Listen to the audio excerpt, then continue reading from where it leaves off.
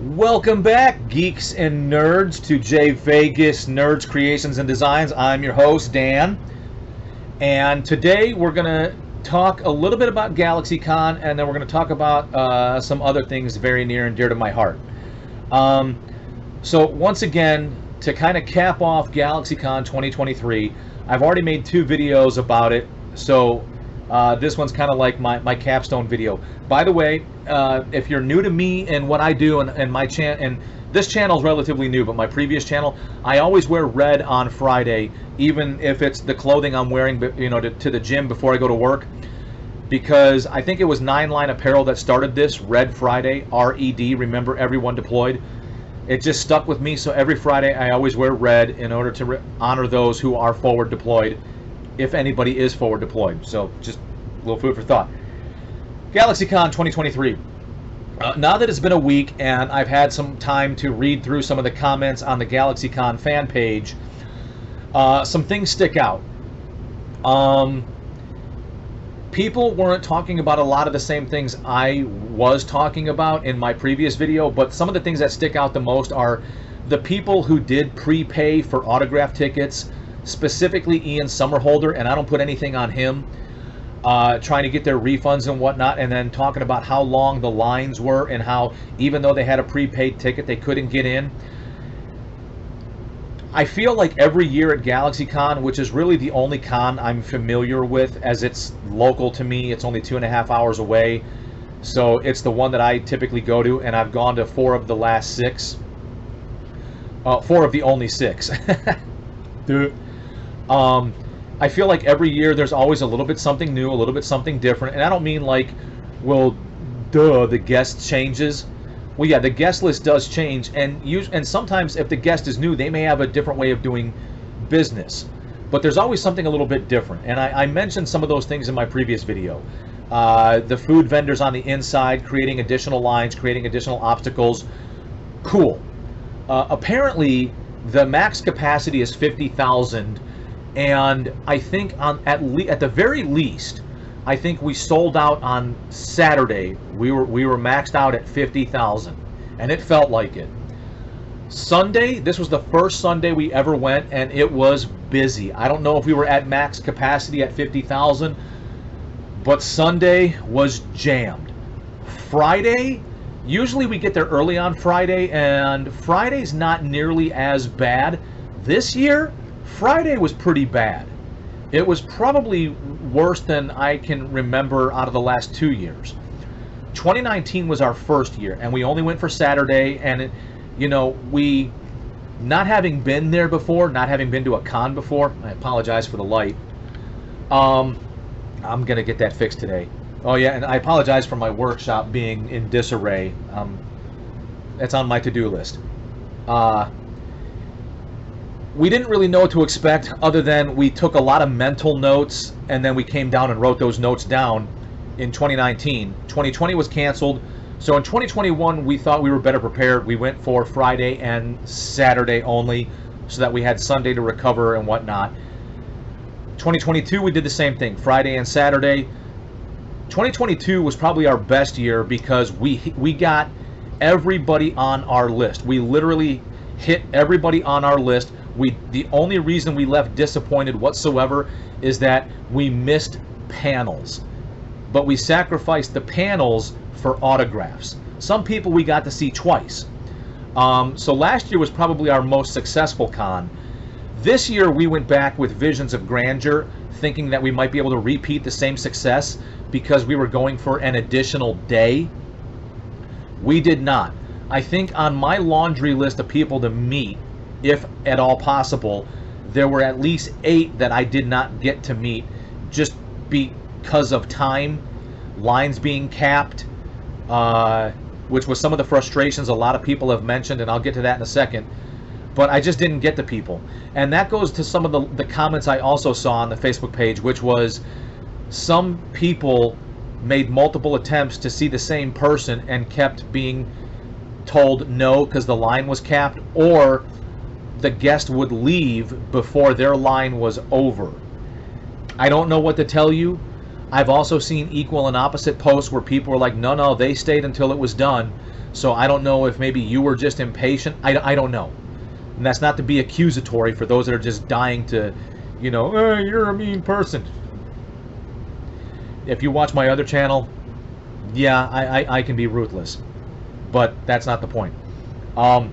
So I think the major thing to take away is don't treat next year like this year. While it'll probably be held at the convention center, whatever happened this year may not repeat itself next year. There could be something completely different. One of the biggest things I heard talked about were the security checkpoints. I too had something to say about the security checkpoints. I think in previous years what had been done in the past was if you already had your lanyard or your wristband or your identification, that there was different lines for you to go through to expedite getting through. Where this year the security checkpoints took all of that out of the equation. So if you were a VIP, 3-day pass, fast pass, whatever, everybody that left had to go right back through the security checkpoints. Excuse me. I've seen a couple of comments where some people are like, oh no, I found a way around it. Good for you. But the security checkpoints were there for a reason. Wink, wink, nudge, nudge. So just bear that in mind. If they repeat it next year, so be it. My only food for thought would be, as I mentioned in my previous video, so I don't want to be repetitive, if the overwhelming majority of threats are potentially outside, then perhaps maybe expedite getting people into the con, at least indoors. There was a large enough lobby where you could hold a significant number of people and have security checkpoints to the actual convention area where you could take care of the people that way. Because what I also noticed from my hotel room was that there was a massive congregation of people outside that were essentially unprotected, so to speak. And I only say that because one of the people I talked to from security mentioned the fact that somebody was ran over, that there was a parade in which people were ran over by a car. Well, there's a traffic street in front of the convention center that they don't block off. So vehicles are free and clear to drive down that road. I do believe it's one way, but still the vehicles are free and clear to drive down that road. So if there's any thought that that threat could still exist, you may want to remove and I can't remember if they've got any kind of protective barrier on the outside from the crowd to at least stop the vehicles. So I will leave that open as a possibility. They may have some sort of protective barrier that would stop vehicles from penetrating the crowd. But then also active shooters, which I had heard mentioned, that somebody said, yeah, we also want to protect against active shooters. If there's no security outside protecting what people have on them outside the convention center, then everybody outside the convention center is a potential target. I will just leave it at that. Now, let's get nerdy. Let me think here. I think since late 2020, early 2021, I decided that I wanted to get into more nerdier stuff like cosplay and nerdier topics. I kept it on my other channel, but my other channel still always seemed to come back to more socio-politically relevant topics. So I created this new channel where it is strictly just this. Whether it's talking about shows, actors, actresses, stories, you name it, or cosplaying, that's what this channel's for. So I started getting into cosplay. And I don't know if that's a very accurate statement, because I watched a ton of videos, the majority of which were on EVA foam. And I was heavily inspired by other cosplayers and the Mandalorian series, as well as finding out that there's a whole group of Mandalorian cosplayers. So I really got super nerdy and meta about that. And then, at least for 2.5 years, maybe longer, I struggled like a mental patient in a straitjacket to work with EVA foam. I could show you some examples, but out of all the videos I watched and all the tutorials and, you know, watching how easy everybody made it, no. I could not get it to work. And I tried. I think I made 5 different attempts at a basic Mandalorian helmet. Shout out to Punished Props, Bill from Punished Props and his whole crew. They provided templates for free. I tried like hell to use their templates. I tried like hell to make it work. I can't seem to get the glue to stick. I can't seem to get the foam to bend. The bottom line is it started to exceed my scope and, more importantly, my patience level. So then I started to research 3D printing. While there is a whole host or slew or bevy of 3D printers out there on YouTube who will provide their thoughts, opinions, and feedback and expertise on 3D printing, I will just barely dip my toe into that arena other than to advocate for the positive side effect or the positive consequences of it. I began doing my research. One person that sticks out, and this is purely coincidental, was Frank from Frankly Built. Now he's heavily into Iron Man and Iron Man cosplay, and he has got some phenomenal work.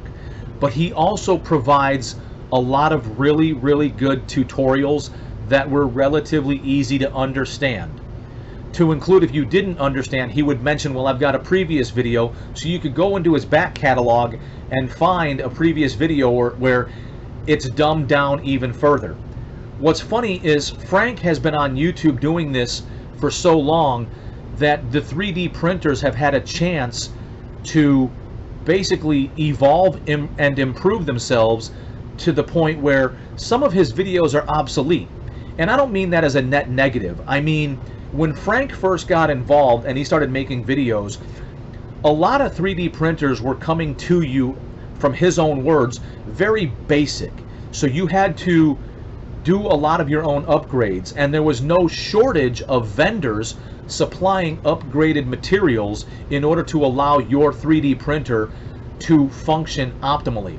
Essentially what you were paying for was a base piece of materials with programming and a motherboard, and then an extrusion device. But the other materials were always lacking, so you had to do some basic level improvements.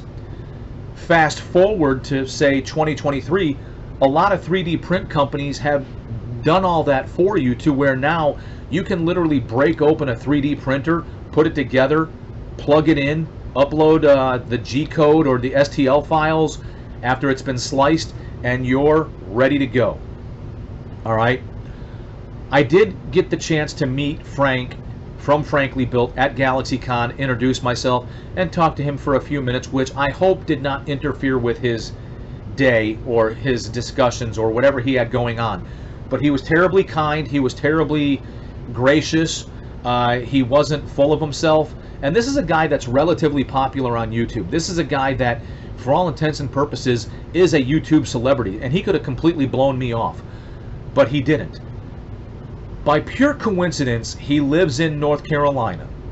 North Carolina is a big state, so hopefully that's not doxing him. I think that's the proper terminology. But he's also a veteran. Different branch of service, but he's also a veteran like myself, who has found a sense of catharsis in cosplaying and 3D printing. So, this video is kind of like an introductory advocacy video for 3D printing.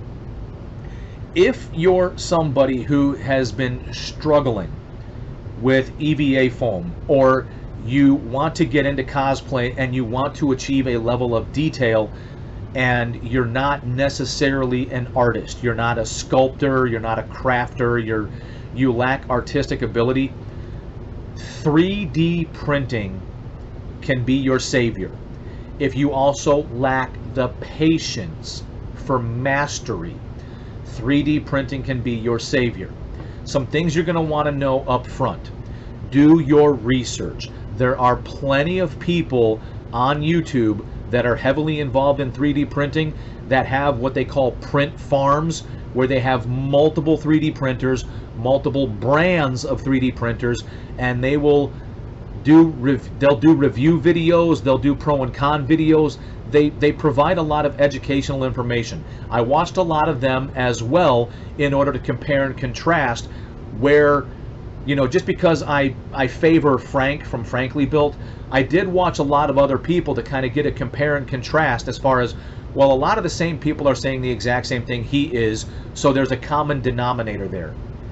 For me, based on my budget, not having a boatload of expendable income, primarily because of Frank's recommendations and reviews, and then backing it up with other people on YouTube saying the same stuff, I went with the Elegoo Neptune 3 Pro and Neptune 3 Plus. And I'm hoping, knock on wood, to get the Elegoo Neptune 3 Max and maybe expand my print farm. The Elegoo Neptune 3 Pro has a self-leveling function which can help make sure that your print bed is level so that when it's extruding, it's on a level surface. And it's maybe 12 by 12 by 15. So think of a box that's 12 inches by 12 inches by 15 tall. That's basically your print surface, and it's good for smaller prints. The Elegoo Neptune 3 Plus is large enough to print a Mandalorian helmet in one piece. And my pads are falling out. These little stickers are a pain in the butt. Sorry for the delay. And I'm back. But you can print a Mandalorian helmet in one single print. It might take more than a day to do, but you can do it on a Elegoo Neptune 3 Plus. It's got a decent print volume. I think it's somewhere around, you know, like 18 by 18 by like maybe 24. They go in millimeters, so if you're an American, you probably speak standard. So roughly speaking, about 18 by 18 by about 24. Now, if you look closely, you can see what's known as layer lines, okay? In my personal opinion, I think the helmet still looks great all by itself, even with those layer lines. But as a lot of people will tell you, your 3D print is not necessarily going to be a finished product, which is fine. So you may have to do some finishing work, which is fine. And there's all sorts of different methods that I'm currently researching right now, and as soon as I find one that works for me and my skill level, I'll make a video. Because if you're anything like me, I'm not exactly the most highly skilled, so the simpler the better. The easier the better. So whether that is a diluted resin that I spray out of an air compressed gun, or if that's a reduced liquefied Bondo, whatever, or if Mod Podge, whatever it is I find, I'll let you know. The other thing you need to be aware of with 3D printing is 3D printers use this thing called supports. So when you're printing in three-dimensional space, like this helmet sat like at an angle, so there were supports all throughout here, right? Well, sometimes those supports break off nice and clean, sometimes they don't. So sometimes you got to watch out for your supports. Case in point. My first recommendation would be watch videos of people who put information out there on 3D printing, because what everybody says is be prepared to make mistakes. You will make mistakes. Mistakes are inevitable. No matter how hard you try, that is a fact. While you can achieve some tremendous detail, like this thigh piece or this shin piece for Mandalorian cosplay, there's a lot of different variables that go into 3D printing, which is why I highly advise you do your research. When you prepare a 3D print, you have to use a slicing software. I don't know where slicing comes from, but essentially what slicing does, it allows you to orient the three-dimensional object to be printed on the print bed surface of your printer. It allows you to maneuver it, manipulate it, resize it, reshape it, and if it doesn't fit, there's other software that allows you to cut the three-dimensional object to be printed into smaller pieces so that it will fit on your printer. But sometimes, in spite of your best efforts, you got to be careful. One of the lessons I've had to learn was just because you can fit multiple items on your printer doesn't mean that you want to.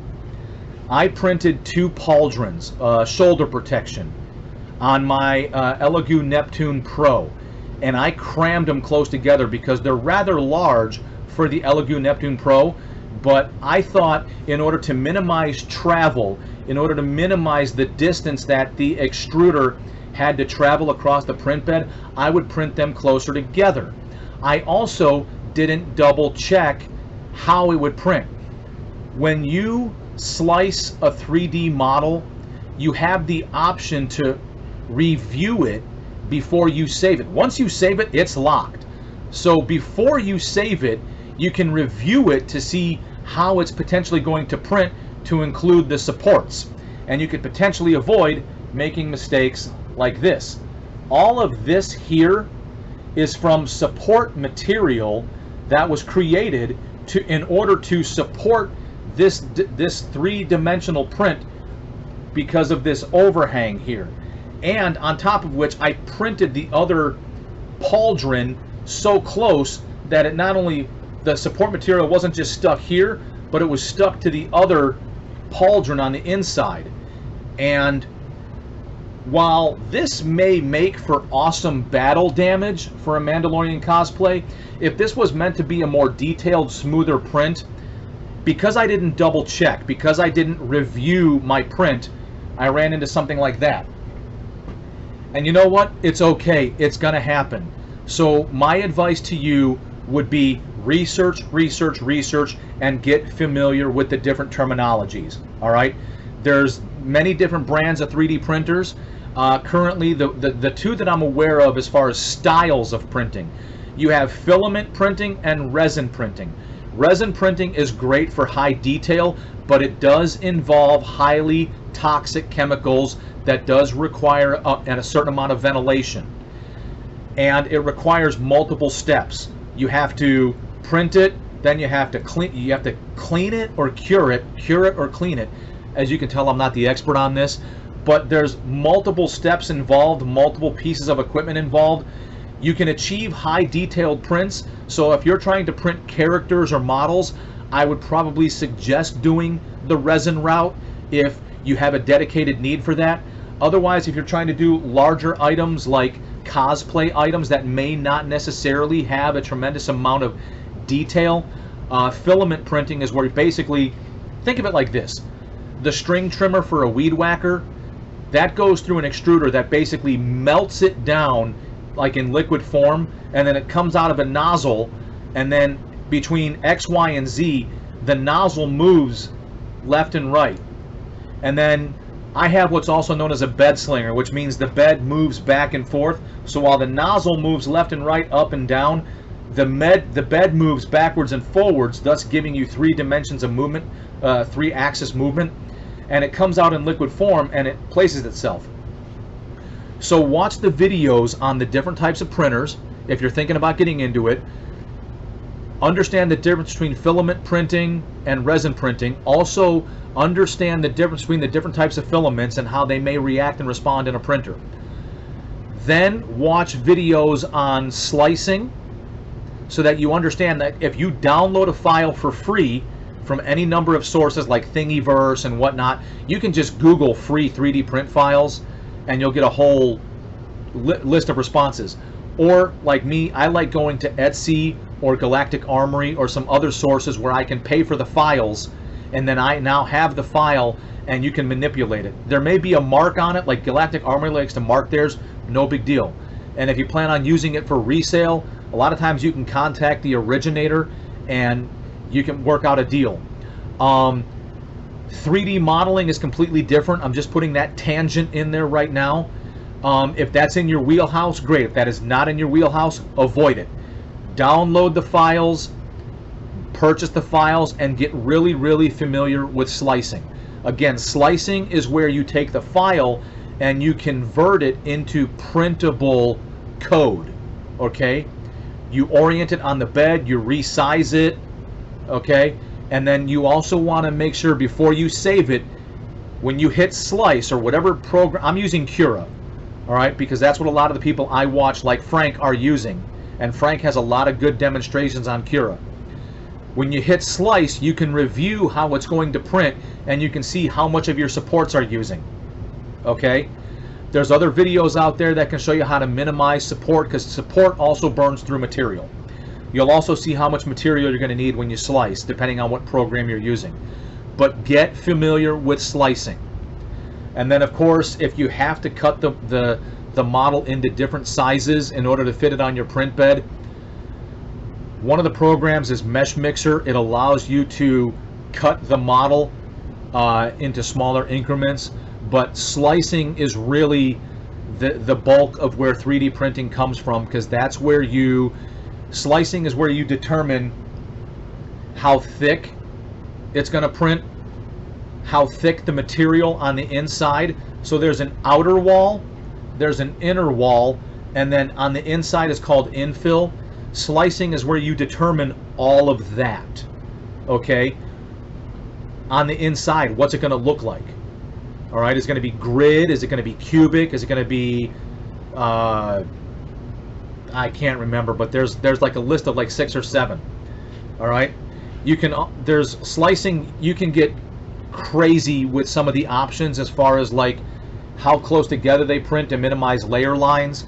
Me personally, when I print stuff like this, I'm not overly concerned because I can sand, I can finish it with like Bondo and whatnot, so I'm not overly concerned. I mean, like here, like if you look at this, right? If you look close enough, you can see all these little lines here. That's where the filament was being extruded, going all the way up. Me personally, I'm so happy with the way this turned out that I could personally care less. But some people that are really, really into the hobby, they are very concerned, and maybe that's a better way to look at it. You can see like how it like feels ridged like a potato chip. A lot of people are really concerned with what they call the layer lines, and you know, I think that's when you're at a high level. If you're just getting started, I wouldn't worry too much about that. But slicing is where you control all of that, and you're basically telling the printer exactly what to do. So I would watch as many videos as possible on slicing. Once you've gotten familiar with 3D printing and how it works, and you've watched enough review videos on the different types of printers, both filament and resin, my recommendation is filament. And you have an idea of which company, which model you want to buy, then immerse yourself in videos dedicated to slicing. Frank does a good one from Frankly Built. I'll include his hashtag or whatever in the description. VaultFox helped me out significantly with reducing the amount of support structure I had in here, because believe it or not, the prints are actually printing quite strong, that there's minimal risk of this drooping in the center due to how slowly it prints this dome, that the plastic essentially starts to dry and harden before it's ever at risk of drooping. These things don't print super fast. I mean, you can adjust the speed in the slicing program, but the majority of the time these things are not printing super fast. So be prepared for that. These things don't print like that. It's not like a jet printer of an inkjet printer. So there's minimal risk of this thing collapsing. And she showed me how to reduce the support structures so that, you know, I can use minimal material to print this helmet as one solid piece. And then if you really, really want to get full meta, Chris over at It's Mead Made, and I will include VaultFox and Chris has some really detailed videos on how to use Cura to basically take a file, put it into Cura, and then do the programming through slicing on how it's going to print. And he has some very detailed videos on that, and I will include his tag in the description. I hope you found this video useful. Look forward to more videos to come, whether I get meta on any number of topics, or whether I talk about 3D printing and cosplaying and all that. Just be prepared for that.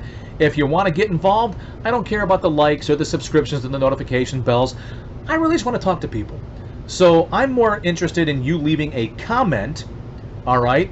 And I promise, because of how small my channel is, and whew, I got a few minutes to get ready for work because I have a day job, I'm not worried about the monetization. So if you leave a comment, I will read and I will respond. And depending on your comment, I may actually read, react, and respond on camera for you, okay? So please get involved. Otherwise, stay safe out there. Let's keep it nerdy.